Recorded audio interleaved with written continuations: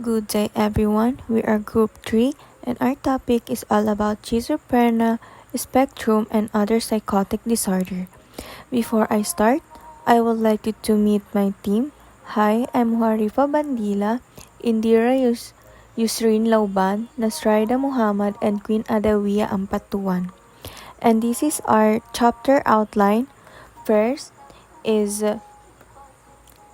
perspective on schizophrenia, which is merong early figures in diagnosing schizophrenia and identifying symptoms.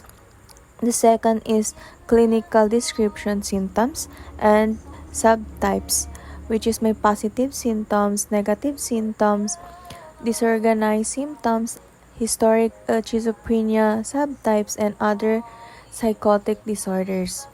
The third one is prevalence and causes of schizophrenia, which is merong statistic, the development, cultural factors, genetic influences, neurobiological influences, and psychological and social influences. For the last is treatment of schizophrenia, which is may positive symptoms, negative symptoms, and disorganized symptoms, historic schizophrenia, subtypes, and other psychotic disorders. Perspectives on schizophrenia. Schizophrenia is a severe mental disorder marked by delusions, hallucinations, disorganized speech and behavior, and inappropriate emotions. It disrupts nearly all aspects of daily life perception,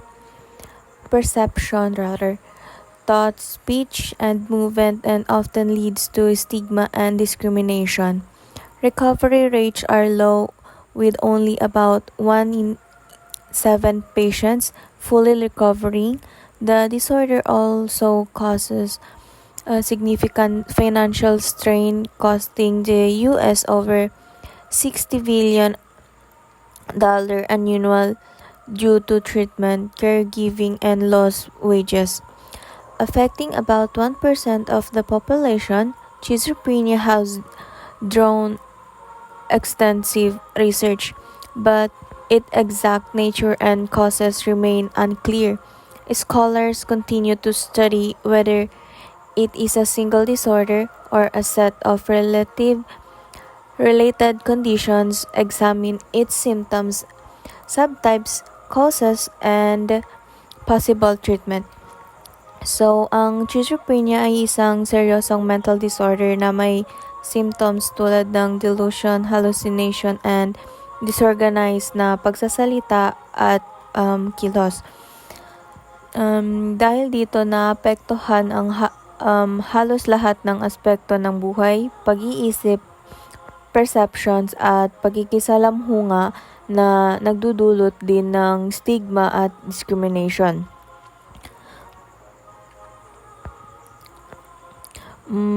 Mababa rin ang chance nung full recovery kasi 1 out of 7 lang ang totally nakaka-recover. Malaki rin ang nagiging gasto, so like umaabot daw ng high $60 billion yearly sa US dahil sa treatment, caregiving at pagkawala ng trabaho. Kahit na around 1% lang ng populasyon ang may schizophrenia. Sobrang dami na ng research tungkol dito. Pero hanggang ngayon, hindi pa rin klaro yung exact causes nito. Kaya tuloy-tuloy ang pag-aaral ng mga expert kung ito ba'y isang disorder or grupo ng related condition, pati na rin ang pag-aaral sa symptoms, causes niya at possible treatments niya. Early figure in diagnosing schizophrenia. The history of schizophrenia is unique compared to other disorders, showing how complex its nature and treatment are. In 1809, John Haslam's observations on madness and melancholy describe a form of insanity. Nothing symptoms of resemble what we now recognize as schizophrenia. So, noong 1809 daw po si John Haslam ay ang isa sa mga unang nag-describe ng schizophrenia. Sa libro niyang Observation on Madness and Melancholy, tinatawag niya itong a form of insanity at inilarawan ang mga sintomas na kahawig ng schizophrenia na alam natin ngayon. Ipinapakita nito kung gaano ka-complex at kakaibang history ng disorder na ito kumpara sa iba. The attack is almost imperceptible. Some months usually elapse before it becomes the subject of particular notice, and fond relatives are frequently deceived by the hope that it is only an abatement of excessive vivacity, conducting to a prudent reserve and steadiness of character. A degree of apparent truthfulness and inactivity precede, together with a diminution of the ordinary curiosity concerning that which is passing before them, and they therefore neglect those objects and pursuits which formally prove courses of delight and instructions. The sensibility appears to be considerable blunted. They do not bear the same affection towards their parents and relations. They become unfeeling to kindness and careless of reproof. I have painfully witnessed the hopeless and regarding change which in a short time has transformed the most promising and vigorous intellect into a slavering and bloated idiot.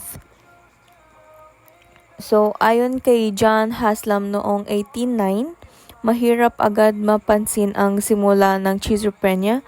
Minsan lumilipas pa ang ilang buwan bago ito bago pa ito siya maging halata ba. Like madalas nalilin lang ang mga kamag-anak kasi iniisip nila na baka normal lang na pagiging tahimik nila or ang pagiging reserved nila.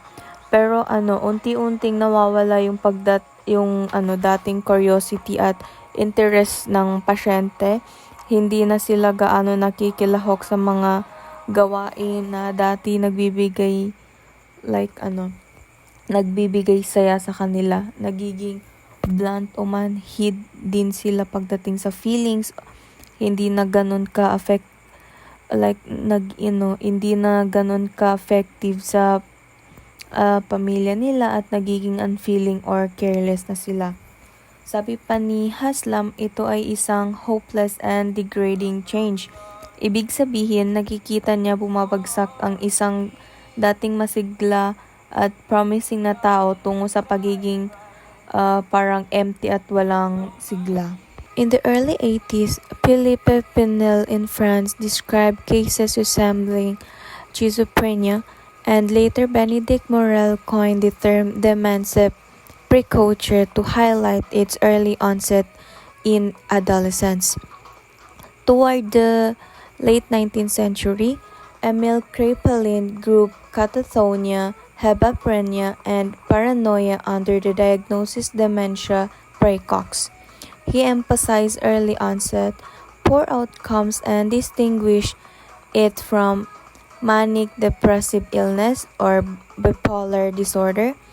Kraepelin identified symptoms such as hallucinations, delusions, negativism, and stereotype behavior. So, kay Felipe, noong 80s, may ilang doktor sa Europe na nag-aaral ng schizophrenia. Una, si Philippe Pinel sa France. Siya yung unang nag-describe ng mga cases na may similarity sa schizophrenia. Tapos si Benedict Morel naman ang nag-introduce ng term na dementia precoce, meaning yung early dementia. kasi napansin niya na madalas lumalabas ang mga symptoms sa adolescents. Pagdating naman sa late 19th century, si Emil Kraepelin ang nag-organize ng diagnosis. Pinagsama niya yung catatonia, schizophrenia, and paranoia sa ilalim ng dementia precox. Siya rin yung nag-point out na maaga itong magsisimula at madalas hindi maganda ang outcomes at importante si Kraepelin kasi na distinguish niya yung schizophrenia mula sa bipolar disorder at siya rin ang naglista ng core symptoms tulad nga ng sinabi ko kanina, yung hallucination, delusions, negativism, and stereotype behavior. In the early 90s, Eugene Bleuler introduced the term schizophrenia, meaning split mind. Unlike Kraepelin, he emphasized the unassociative splitting of thought processes as the core issue, which explained the wide variety of symptoms. His concept, however, unintentionally lead to the common but mistaken idea that schizophrenia means split or multiple personality. So sabi ni Bleuler, noong early 90s daw si